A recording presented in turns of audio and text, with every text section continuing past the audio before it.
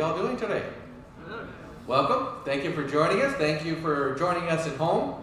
My name is Greg Kenny. I'm the program coordinator here at the museum. This is always the fun part for me, getting to introduce our speakers. Before we do that, however, I'll ask everyone present to please rise for the Pledge of Allegiance.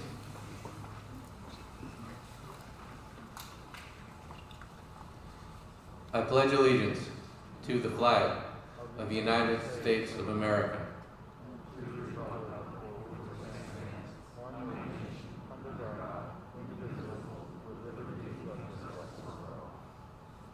Could I ask those that have served our country in uniform to remain standing? The rest may be seated. Thank you. Thank you for your service. Thank you for everything. A few other thanks to go around. I want to, of course, thank our volunteers. It seems little by little our volunteers are coming back. It's like missing family members, as we all know how that feels with this virus. But having our volunteers come back now that they're getting their shots done, and I hope all of you folks are able to do that as well. So I want to thank our volunteers for all that they do for the museum. That is literally the living history part of this Air Museum. So we love and thank our volunteers, and good to see so many. And of course our members coming back as well that we're getting to see more frequently. I want to thank those members in attendance today, and I want to encourage anyone that is not a member of the museum, we'd love to have you. The admission money you spent to come in today, they'll count it toward a membership today, so save a little bit right off the bat there. And of course, you get to come to presentations such as this one and all the other benefits that come along with museum membership, including keeping this important history alive. So please do consider it. We'd love to have you as part of the museum family. And then, of course, thanks to our featured speaker today, Mr. Kirk Ellis. I'm trying to think. Well, it's been a number of years, at least, 5, 6 years we've been, is it 6? Yeah. 6 years we've been doing programs of different types, and I want to thank him for all that he does, a member of our museum. So thank you so much, Kirk. Let me tell you about Mr. Kirk Ellis. He's a 2-time Emmy Award and 2-time Humanitas Prize winning writer and producer. He worked on John Adams. He worked on David McCullough's 1976, James Ellroy's American Tabloid, and the Emmy-nominated Into the West, the DreamWorks series. Very recently, before all this kind of COVID stuff, of course he worked, and I hope everyone has seen it, the program they do every year at the National Mall. And he has written and worked on that, and it is absolutely magnificent. I cannot thank him enough for his patriotism and his love in that project. So thank you for that. He is a former co-governor of the Writers Branch of the Academy of Television Arts and Sciences, a past president of the Western Writers of America. He splits his time between Santa Fe, which I'm told is a high of 45 degrees, and not surprisingly, Palm Springs, which we're around 80 today. So thank you, Kirk. Come on up. We're very excited today to be talking about that secret weapon, the Navajo Code Talkers. So thank you very much. Take it away.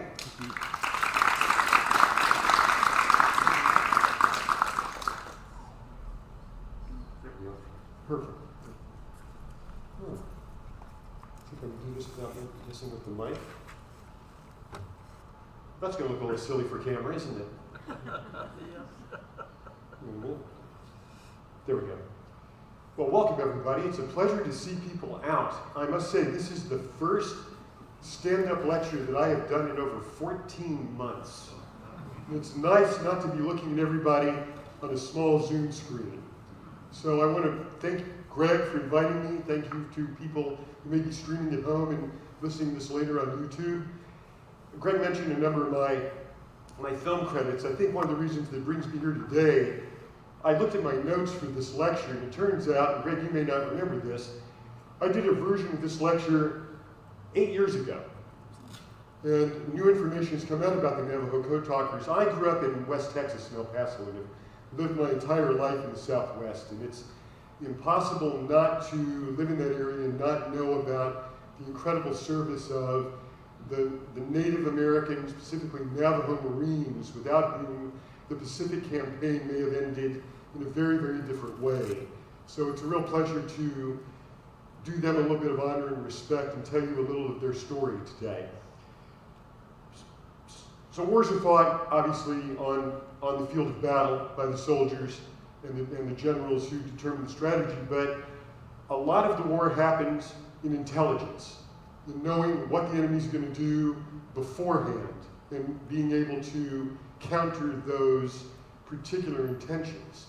And that is done through codes, messages that are transmitted in cryptograms in ways that make it very difficult for the enemy to determine what the actual message is. Here's the problem, though. Virtually every code constructed in modern warfare has been broken. We've all seen the story of the Bletchley Park women who broke the German code, Enigma machines, things like that. But there's only one that was never broken by the enemy. In fact, it's the only unbroken code in military history throughout Western civilization. And that is the Navajo Code, which is what we're going to talk about today. And just to give you a little bit of context, we're focusing on the Navajos and their code, but the use of the Navajo language in World War II was not the first time the American military brought Native Americans into the intelligence service to fight for democracy. This group here, these are Choctaw veterans of World War I. The Choctaw were brought in the brutal campaign for the Argonne Forest in the worst days of World War I, where they literally transmitted messages in their own language, using Choctaw instead of English, to elude German code breakers. And there were not just Choctaws, there were Comanches who served in the 4th Infantry Division in World War I. There were Hopis, there were Lakota, many of them doing this sort of piecemeal. And what happened was, after the war, we made a mistake and we announced that we had used these tribespeople as our code bearers.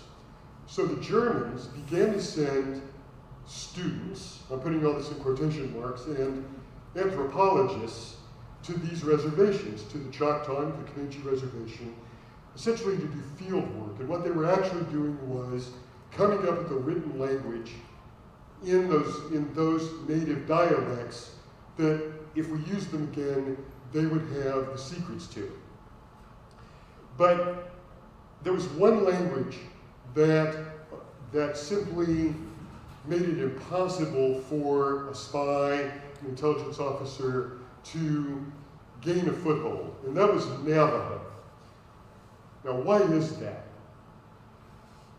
If you've ever traveled through the Southwest, between Flagstaff and Gallup, roughly, you can turn on a station called KNDN, and it is broadcast entirely in Navajo, with the occasional English word for a used car company or an insurance outfit to get people to buy things. And it's an extremely complex language that builds on sounds. There is no sort of sentence in Navajo, there's simply a word that gets stretched as long as it needs to be.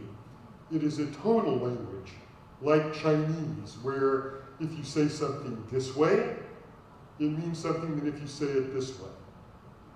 And there is a different tone for I am talking, I will talk, I am about to talk, I spoke yesterday, all just in tones.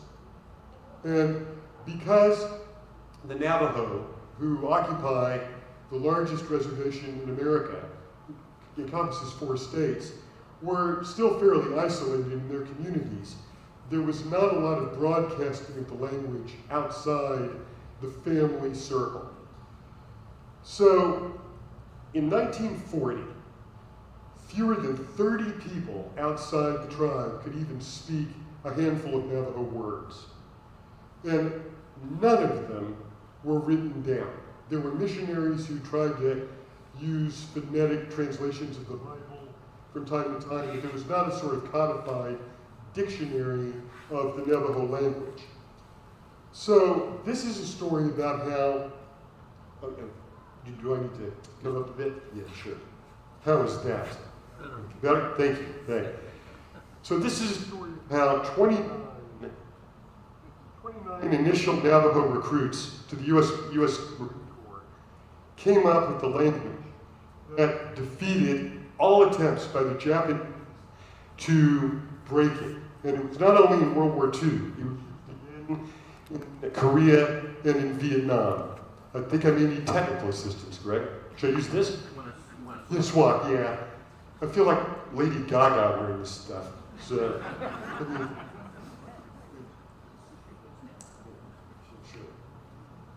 testing. There we go. All right, now we can really start talking. So, we're talking about a group of Native Americans who perform this service, this duty, this sacrifice for their country. And I want to put that in some context here. Native Americans weren't even recognized as persons in the United States until 1879. In many states, they weren't even citizens at the time that Pearl Harbor was struck. They could be, in some states, if they gave up all tribal claims to the land, mineral rights, all of that. In the United States, Indians were granted citizenship in 1924, but Western states, like the one I live in New Mexico, continue to find ways to disenfranchise them. So you had situations where many Native American GIs came back and they still couldn't vote. They couldn't vote in Arizona, for instance, until 1954. But this was a warrior culture. And when asked to serve and when they felt that they were under threat or the country that had sort of absorbed them, taken over their land and their lives was a threat, they would fight, as they did in World War I.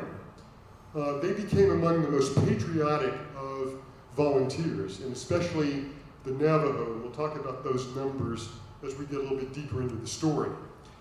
And this was largely a pastoral culture. They raised sheep, some raised cattle. They made their living, some as silversmiths, some as weavers. But the Navajos had a particularly thorny history with the U.S. government.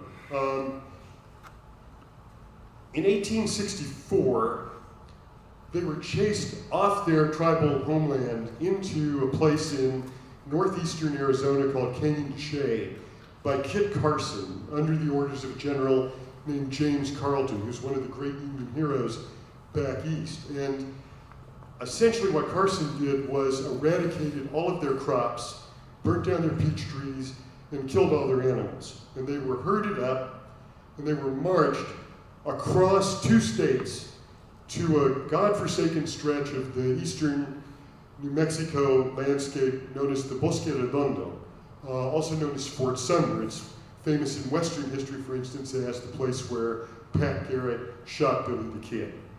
And they lived essentially under concentration camp conditions for 4 years until the U.S. government, led by William Tecumseh Sherman, brokered a treaty that essentially restored them to their tribal homeland, the reservation that they occupy today. So, to give you some statistics, 8,500 people went from Canyon de Chelly to the Bosque Redondo on what was known as the Long Walk. Only 6,000 of them returned. And this is from a tribal population that was 10 times as great in the decades and centuries preceding the American occupation of the Southwest. More recently, in the early 1930s, they underwent something that was called the Stock Reduction Program that was created by the Bureau of Interior with all good intentions. And we know what happens when government operates with good intentions. The ideal was there are too many sheep on the land, too many cattle, we need to thin them out.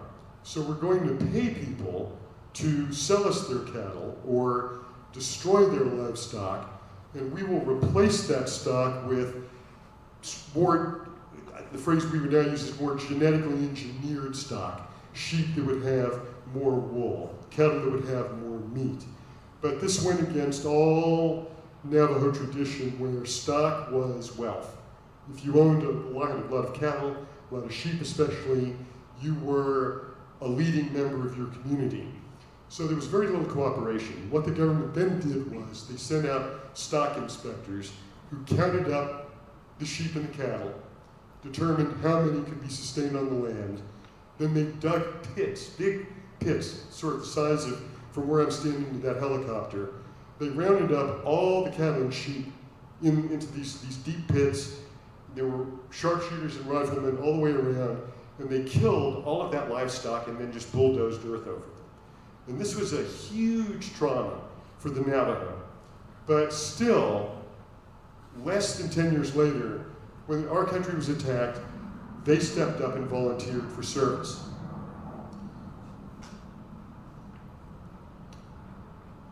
And I want to show you this photo from the reservation. This is from Fort Wingate, which is on the Navajo reservation on the Arizona-New Mexico border. These are volunteers signing up at Fort Wingate to go to basic training at Camp Pendleton.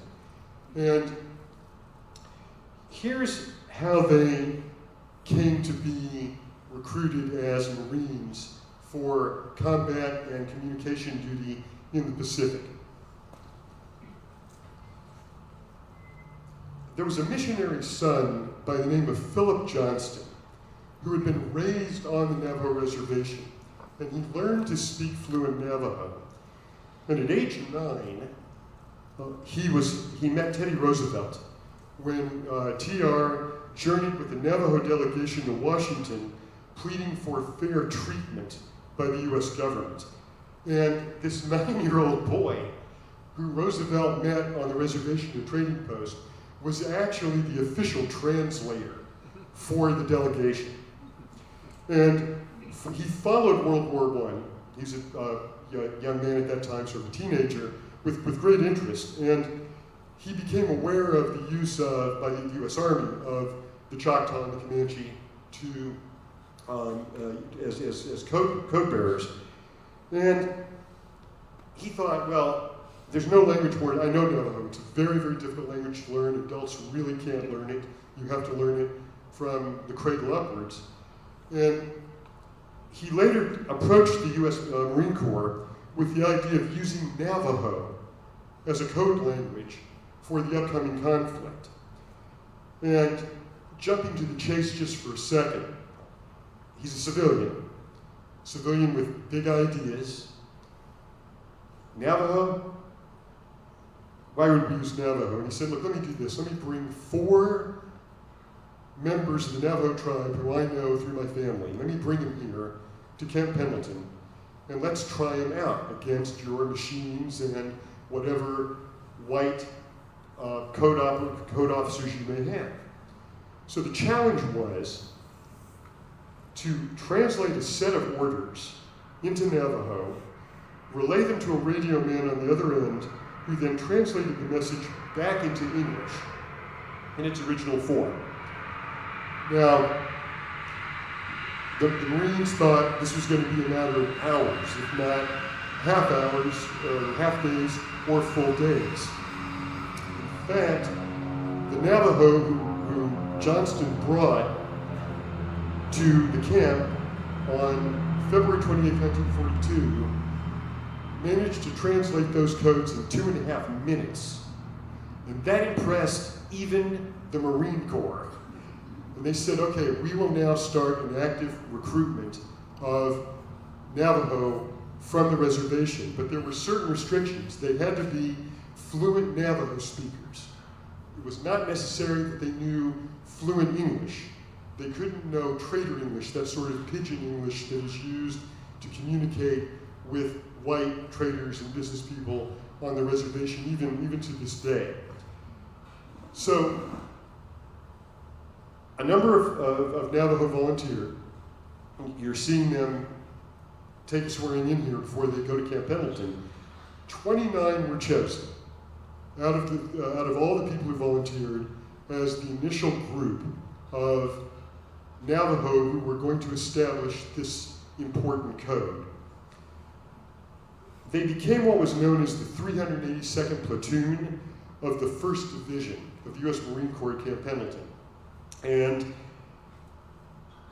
You have to understand, for most of them, this was their first time off the reservation. For many of them, the first time they'd even been outside their family unit within the reservation. The first time many of them had had any contact whatsoever with white men, except for those who had been to boarding school. So there were stereotypes on both sides. When they first came into Camp Pendleton, you'll see this here, this is on their arrival.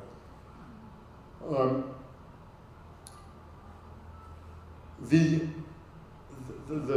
officer who ushered them in to basic training wrote a report to his superiors, and he described them, this is the language of the 1940s, as magnificent specimens of the original American manhood. It was still that sort of noble savage idea. So they're here, we're going to put them through basic training. What are they really going to do for us? Now, all the Navajo were told was they were being recruited for special duty, special services. And one of the original code talkers was a man named Carl Gorman. And those of you who know Native American art will know the name of his son, R.C. Gorman, one of the great Navajo artists. His father was one of the original code talkers. And he said, we didn't know what special duty was, but we agreed it probably meant wearing dress blues and sitting behind a desk all day. That turned out not to be the case. So there was a lot of suspicion about whether or not these young Navajo men would be proper Marines, whether they could make it through basic training. And there were certain major cultural obstacles, and I'll give you one. And those who are Marines or anybody who's been through basic training will understand this right away. It was considered the height of rudeness in Navajo culture to look somebody directly in the eye. You never spoke to them directly. So imagine dealing with your drill sergeant and not being able to look him in the eye and having to be forced constantly to be looked in the eye. And you were never, ever supposed to raise your voice. And anybody who raised his voice to you was automatically considered an enemy. Again, not the best sort of cultural imprinting for basic training. But the Navajo were able to sort of process that in their cadence, because when they did that 1, 2, 3, 4 cadence, the numbers in Navajo didn't actually work out. And because the drill instructors didn't know what they were saying, they came up with a completely obscene cadence for marching. It was all about the drill instructor and what a rotten bastard he was. So that's Indian humor for you on this. But just to give you an example of how they excelled at what they did. After 3 weeks of rifle training, this platoon of 29, it's an oversized platoon, scored a 93% marksmanship record, and it is still one of the best records in the entire U.S. Marine Corps. So a testimonial was written to them after the end of basic training, and the officer in charge, the Signal Corps officer, wrote, "As general duty Marines, the Navajo are without peer. As individuals and as a group, these people are scrupulously clean, neat, and orderly. They quickly learn to adapt themselves to the conditions of the service. They are quiet and uncomplaining. In short, Navajos make good Marines, and I should be very proud to command a unit composed entirely of these people." So they earned their respect. And they figured after this grueling basic training, they earned a little leave and R&R in San Diego. So imagine their surprise when these 29 men are told, no, now you're going on a bus, we're going to send you to Camp Elliott, where you're going to perform your special service. So from the moment they are inducted into service until they come out of service after Peleliu and Okinawa and Iwo Jima and service in Japan, until then, they are never on a break for the entire war because of their value to the service. So they don't know what the service is. They're put into a room on their arrival at Camp Elliott and told, guys, here's the deal. We want you, no pressure, but you're not coming out of the room until this happens. We want you to use your language and come up with a code that we can use to transmit all military messages in the Pacific. That's it. So, let us know when you got it, and we'll come in and bring, refreshments and sandwiches. And the recruits are stunned.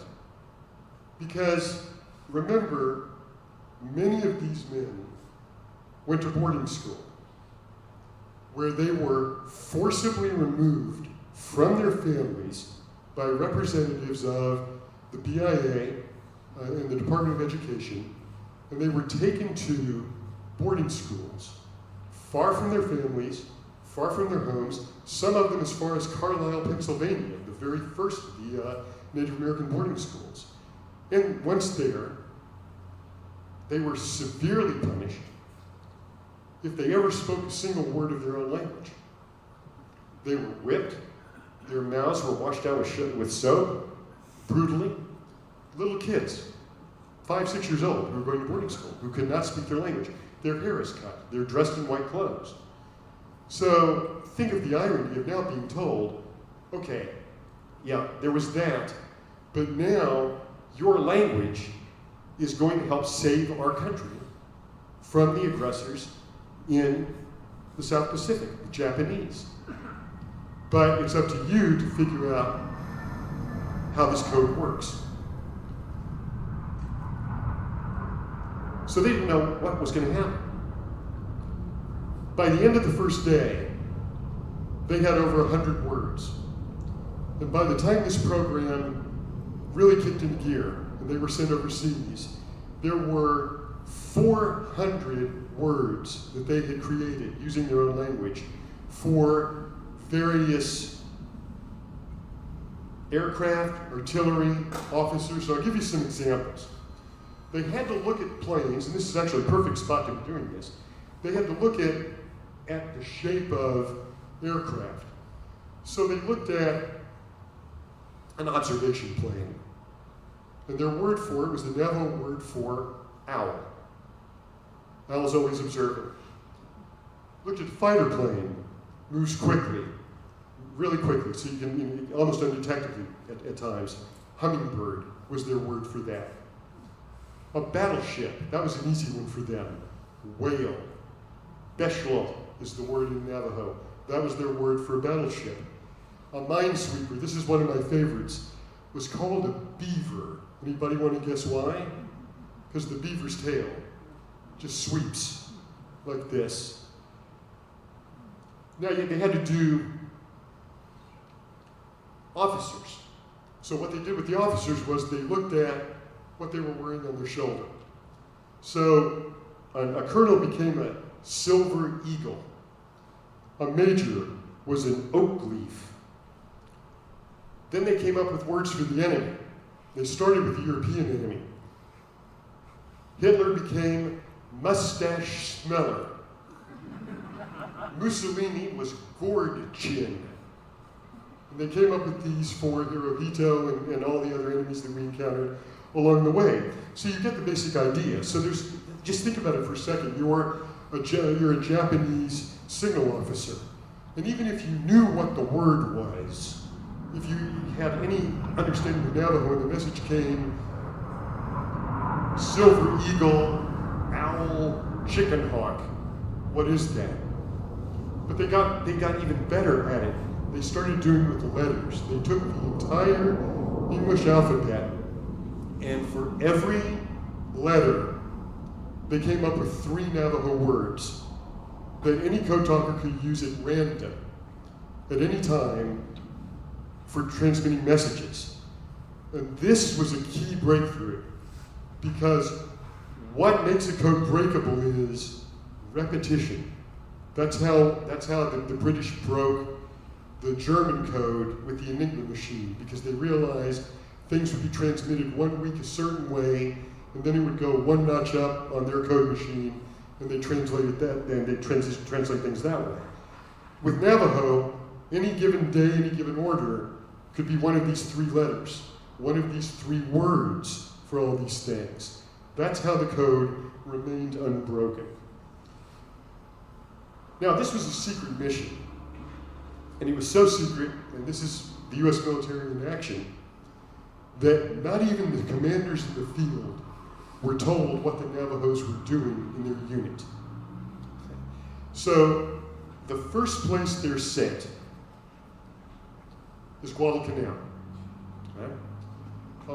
And they were part of the second wave. Now, the brief history there prior to the Navajos' arrival is we were looking, as we always were throughout the Pacific, to gain hold of an airstrip, deprive the enemy of a place to island hop, give us a place to refuel, and continue this campaign across the Pacific to Japan. And when the Marines landed on Guadalcanal, there was no initial opposition. But once they were there, they were constantly pummeled by artillery fire from the Japanese ships and guerrilla attacks from the embedded Japanese already on the island. So, 13 code talkers arrive in Guadalcanal with the first wave of reinforcements. They report to General Alexander Vandergrift, who literally, his first response is, "Who the hell are you guys?" "Oh, okay, you're communications officers? I'm gonna send you to my signal commander." So, the Signal Corps commander is totally skeptical of these Navajos' claim to be code talkers. He says, "Well, I have to have some proof of what you guys do. So I'm going to put you up against our machines." He did. The machines took 4 hours to decode a message. The Navajos did it in under 2 minutes.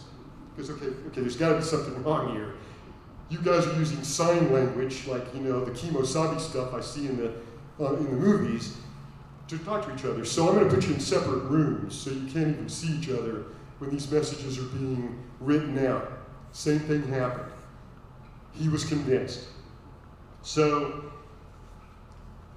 cutting to the chase, this first group of code talkers goes through Guadalcanal, and they are so successful at what they do that Major Vandergrift then requests another 80 code talkers for Guadalcanal and subsequent battles across the Pacific. By April 1942, and this program has just started in February, okay, the Marines are recruiting 25 Navajo a month. And by the end of the war, there will be 540 Navajo Marines serving in the Pacific, and of those, we're not sure of the exact number, 375 to 420 of them are actual code talkers. Now, there's a secret about their service, which is that, unbeknownst to them, each code talker was surreptitiously assigned a Marine, a white Marine, to shadow him everywhere he went, because these guys weren't just on the ships radioing orders. They were with the advanced artillery companies. They were with the advanced rifle companies, as you can see here. They were in the field fighting as well as transmitting messages. The white bodyguards were told, it is the code that must be protected. None of these guys can fall into enemy hands. Now, the order was not given directly, but the implication was if any of these guys are at risk of being captured, shoot.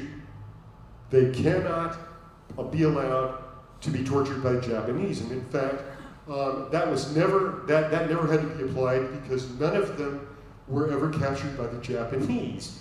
The irony is, they were often captured by their own guys. When they first arrived, because the Japanese who were on these islands would take the uniforms of dead Marines, put them on, and infiltrate the camps. So when many of the Navajo arrived, and they're like in a chow line, reaching for an orange juice, which they haven't seen in 6 months, they're captured. They're brought in until some senior officer can say, no, these guys are with us. That was something that virtually every code talker in the Pacific experienced at least once in some fashion. So, for 3 years, these men fight, and they're in every major campaign of the Pacific. Just to list them for a quick second here. Here you see them in action. This is a pose photograph taken in Guam here. These are actually two cousins who volunteered together. They're at Cape Gloucester, they're at Tarawa, they're at Saipan, they're at Tinian, they're at Peleliu. But their finest hour comes at Iwo Jima.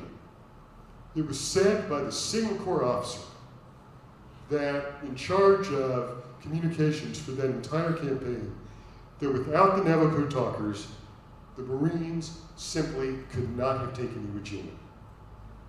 And this was something that was not known for almost 50 years after these guys served. Now, a couple more cultural things that the Navajo had to deal with in the war. Among Native American cultures, the Navajo are particularly fearful of a dead body, to the extent which if somebody, including a very close relative, your mother, your husband, your son, your grandson, your granddaughter, dies in your house, you can't live in the house anymore. You have to knock out the walls and burn the house down. That was the old tradition. So the Navajo recruits, who were seeing a lot of death in the Pacific, had to make their peace with that.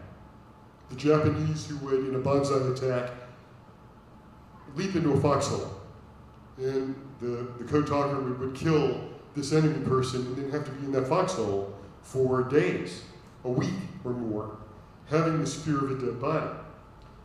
But they all had medicine bags, and the contents of your medicine bag was a secret to you.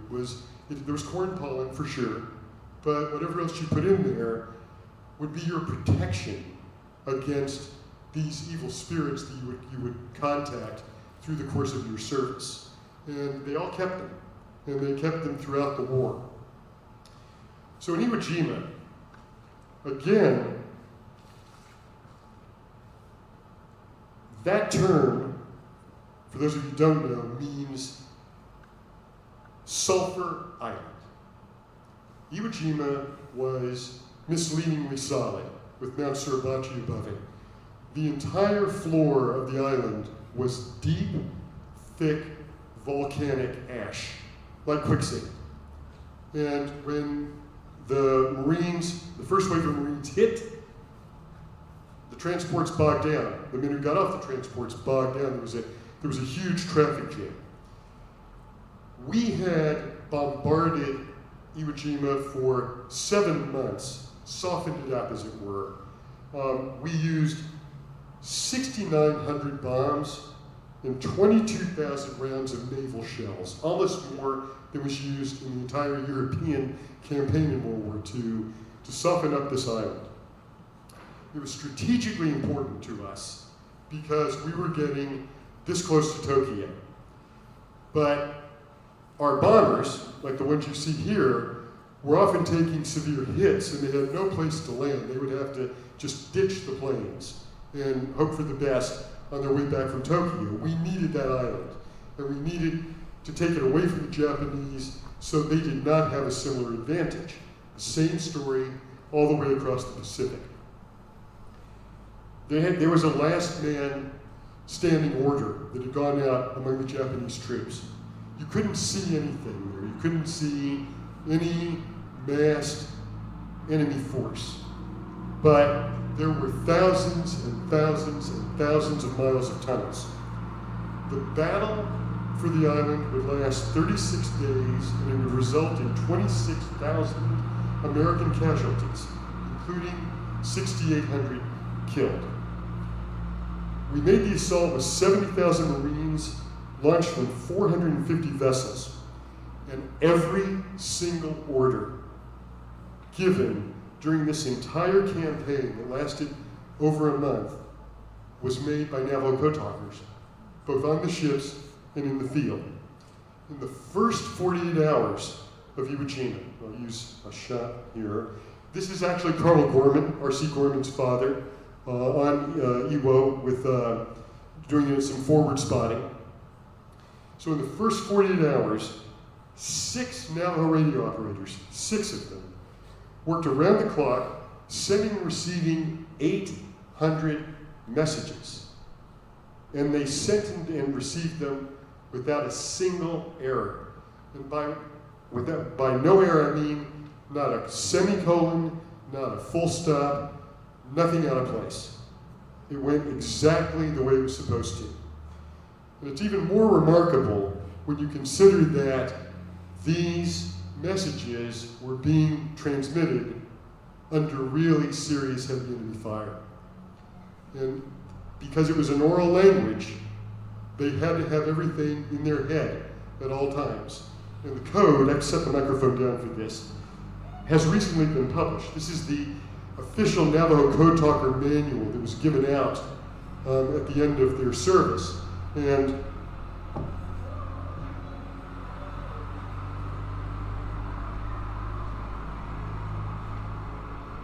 this is the code. Both sides. And all of that was committed to memory. And think about having to remember all this stuff when you're close to getting your head taken off by a shell or a grenade. So in the end, there were, at the end of the war, only 9 code talkers killed in action. 2 were wounded and later died of their injuries. Their story has never really been told by Hollywood. I am deliberately burying the memory of a terrible Nicolas Cage film made by John Woo called Wind Talkers. And leave it to Hollywood, when there's a chance to do the story, they make it about the wrong damn character. They make it about the white bodyguard and not about the code talker himself. So the story has not fully been told yet. These guys entered the war as PFCs, Privates First Class. Do you want to guess what rank they came out of the war? Privates First Class, because of an error in Marine Corps bureaucracy, because nobody knew about them, they could never advance through the ranks, no matter what their service was. They were told, when they decommissioned, you can never tell anybody about this service. You can't tell your family, you can't tell anybody in the press, you can't even tell your fellow soldiers what you did, even if they're other Navajo. If you didn't know about them, you can't tell them because we may need you again. And they did. They were called back to Korea, and they were called back in the early stages of Vietnam. And they continued to serve. And remember, many of these guys came back not eligible for the GI Bill, still couldn't vote in Arizona and New Mexico, had done this amazing service, and they were never properly recognized for it. The code was not declassified until 1969, in fact. And that was only acknowledged by the United States Marine Corps. There wasn't a sort of national announcement from the White House or from the Department of Defense. In December '71, Richard Nixon presented the surviving code talkers with a certificate of appreciation. And in 1976, the code talkers led both the bicentennial parade and later Jimmy Carter's inaugural parade. This is Window Rock, Arizona. It's the capital of the Navajo Nation. And there's only one statue in the entire government complex. And this is it. It's a Navajo code talker with that 30-pound hand crank radio that they had to use throughout the war, kneeling in transmitting a message. And this is where the Marine Corps and code talker reunions take place or have taken place in preceding years. So in 1982, Ronald Reagan declared August 14th of that year National Code Talker Recognition Day. And that day was specifically chosen. That was the day Japan surrendered in the war in 1945. VJ Day. So you have to understand this is taking place now over the course of almost 30 years, just the recognition. In December 2000, Congress, under Clinton, passed and Clinton signed the authorization to award the Code Talkers finally, in the year 2000, finally, the Gold Medal of Honor. And those awards were not presented until July of 2001 by then President George W. Bush. And there were only 29 talkers who were, the original 29, most of whom had died, were posthumously presented with medals. And there were only 3 of the 4 remaining Code Talkers who were physically able to be present for that. So when I gave this lecture years ago, I pointed out that there were fewer than, of all these 400 Code Talkers, at that time, there were fewer than 20. Okay? 4 months ago, there were 5. One has since passed. Now, of all those Code Talkers, there is only 4. Only 4 remaining. One of them is named Thomas Begay, and we had hoped to do a tribute to him in the Code Talkers at the 2020 National Memorial Day concert, which was unfortunately reformatted as a non-live event due to COVID, and it's coming back again this year in a very similar format.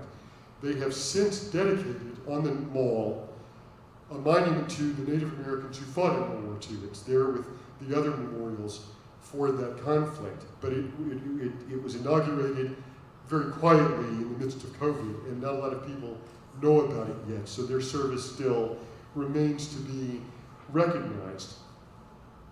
So, what did the Code Talkers do when they came home? There was no fanfare for them, there couldn't be.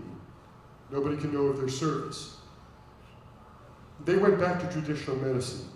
All the Code Talkers had their families perform what was called an enemy way to cleanse them of the horrors that they've seen. And for many of them, it prevented them from having recurrent bouts of PTSD. It was that triumph of traditional over the white man's medicine. And many of them went back to their regular lives. And I want to end with the prayer that was done for them in the cleansing ceremony. While you see some of the pictures of these survivors, there's a wonderful book, I don't know if it's for sale here in the bookshop, called Warriors, by a Japanese-American photographer named Kenji Kawano, who came to know the Code Talkers while he was living in New Mexico and created really the only photo document that we have of all of these men in their service. So let me just get the prayer, and as I'm reading that, I'll try to do this two-handed. You'll see if I do that, can you hear me? Okay, great. So this is the prayer. In beauty I walk. With beauty before me I walk. With beauty behind me I walk. With beauty around me I walk. With beauty above me I walk. With beauty below me I walk. In beauty, all is made whole. In beauty, all is restored. In my youth, I am aware of it. In an old age, I shall walk quietly the beautiful trail. In beauty, it is begun. In beauty, it is ended. Those are the Navajo Code Talkers. Thank you all for your attention.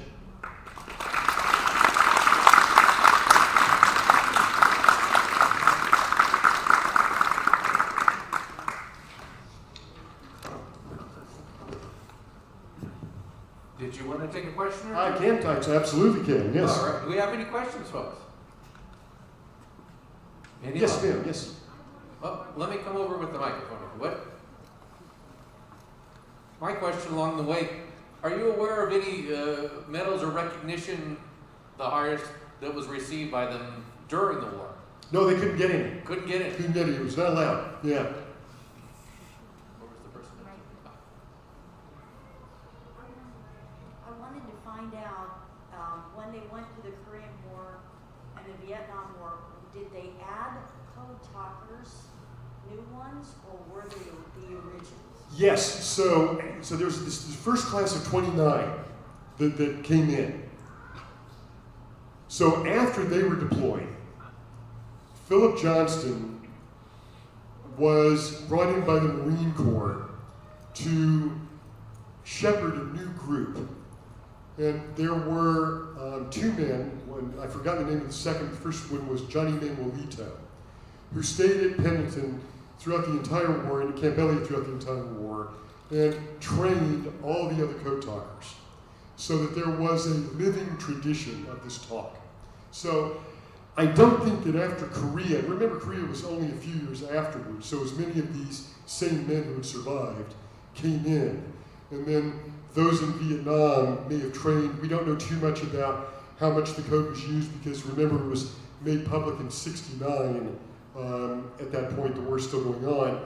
So I think that you probably had that original generation of code talkers from 42 to 45 who carried the tradition on into Korea and then to the early days of Vietnam. Yes? Couple more back here. Another question from me on my way. With your Hollywood hat on, is there any stirrings of doing a proper version of this story? I was doing one when Wind Talkers was announced. And since then it's been very difficult to sell a project like that, but fortunately, whatever one may think of the sort of politically correct or woke movement, it means a lot more diverse stories are being told, and now I think a Code Talker story may have a little bit more leg. Yes? Would you happen to have, Yeah, I got it, yeah. would you happen to have an example of an audio or video audio of the code talking? You can find one if you go onto YouTube and type in Navajo Code Talkers, and specifically Thomas Begay. The Arizona Republic did a wonderful print and video report on the survivors that were just in Arizona, and Tom was one of them, and you can hear him talk the code.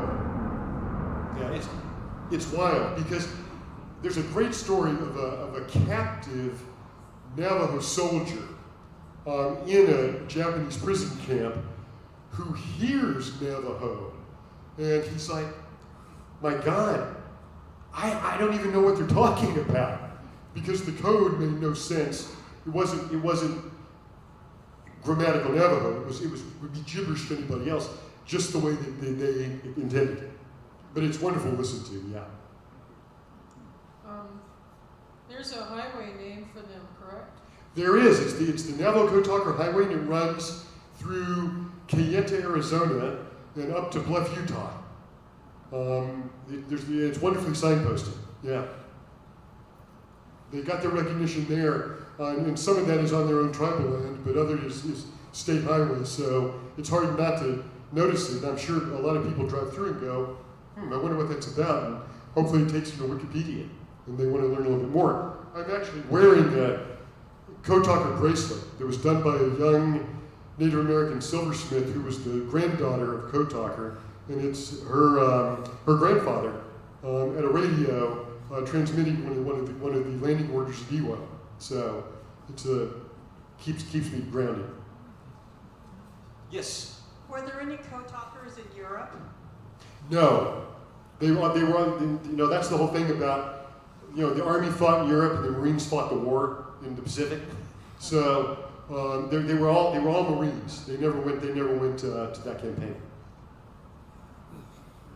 Yes, sir. What replaced the Navajo code then, I guess, during the Vietnam War? Nothing did. I'm not sure what codes were used at that point, but once the Navajo code was announced and publicized, that was the end of it. I don't know at this point that there's anything like it being used by the U.S. military. And once they're gone, the history only lives as long as the last person who remembers it is still around. And these guys were losing them at the rate of one a month, so by the summer, I don't think there'll be a single of the original Code Talkers left. So it's really important they get their recognition. I should say, I don't have the photos, unfortunately, here, but if you go online, you will see that the Navajo Code Talkers are a source of deep cultural pride on the reservation. Not only that, but they are role models for youth. The Code Talkers are still brought out at their advanced age. These guys are 93, 94, 95 now, to talk to wayward youth about, not as recruiters for the armed services, but just to say, you need to honor your people, you need to honor your country. And they designed a wonderful uniform for themselves. It's very, very distinctive when you see it. It's a golden shirt and trousers and a red cap with a very distinctive fold that talks of their service. And it's you see them in parades in the Southwest, and you see young people. They're Code Talker dolls. You can actually buy a Code Talker doll in Arizona and New Mexico. It's unbelievable. And you pull the string on it, and it gives you various versions of orders for landing ships or sending out bombing raids. It's amazing. It's just they're national treasures.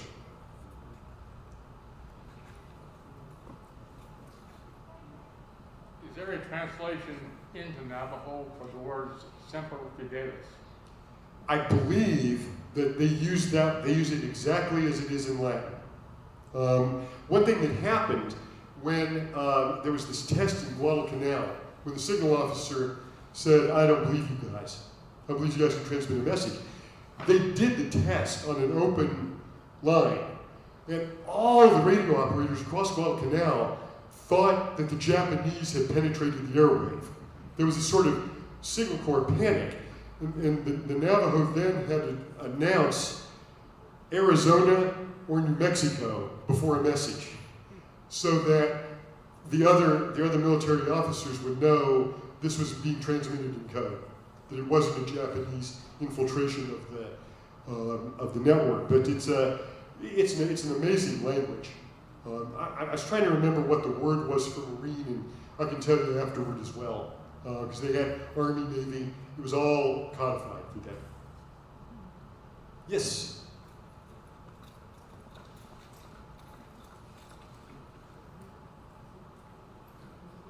Was there any reaction to the Japanese government once they found out about the Navajo Code Talkers years later? Not that I know of, in terms of anything that was really, really dramatic.